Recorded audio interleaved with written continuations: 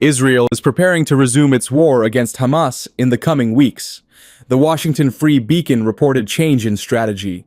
A senior Western diplomat confirmed Israel's intentions to return to conflict.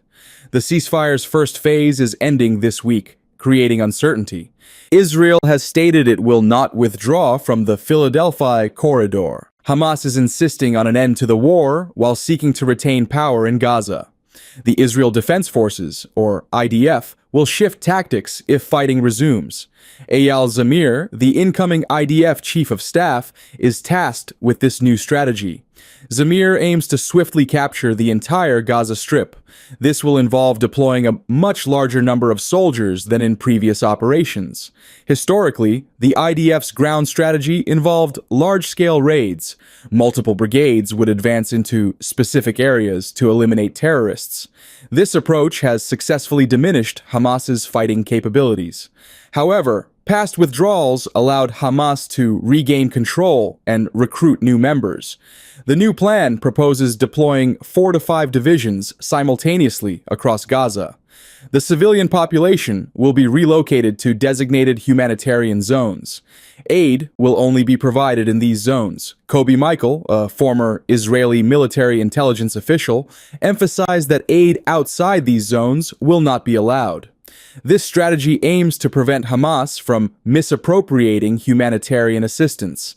It also seeks to increase pressure on Hamas through the local population.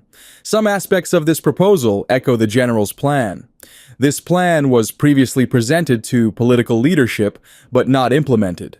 Hezi Nahama, a former Israeli colonel, believes the new strategy will differ from past wars. Zamir estimates that the operation could take up to 6 months to complete. An anonymous government official revealed that Israeli cabinet ministers have rejected the previous IDF approach.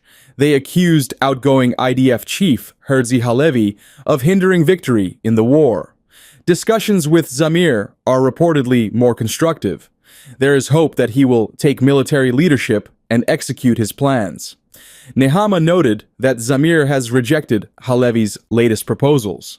He informed the Prime Minister and Defense Minister of his intention to present a more aggressive plan. This plan will involve many more troops.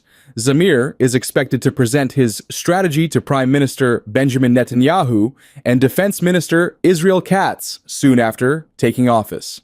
Although Zamir's plan will change military strategy, it does not address post-war governance in Gaza. The question of who will rule Gaza after Hamas remains open. The Western diplomat indicated that Israel will focus on destroying Hamas first. They believe that proposing alternatives, while Hamas is in power, is futile. This approach has been described as misguided. The diplomat warned that failing to plan for the future during conflict may lead to indefinite occupation.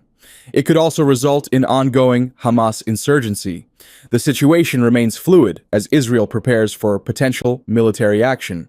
The upcoming weeks will be critical in determining the course of the conflict. The international community is closely monitoring developments in the region. Humanitarian concerns continue to grow amid the uncertainty of renewed hostilities.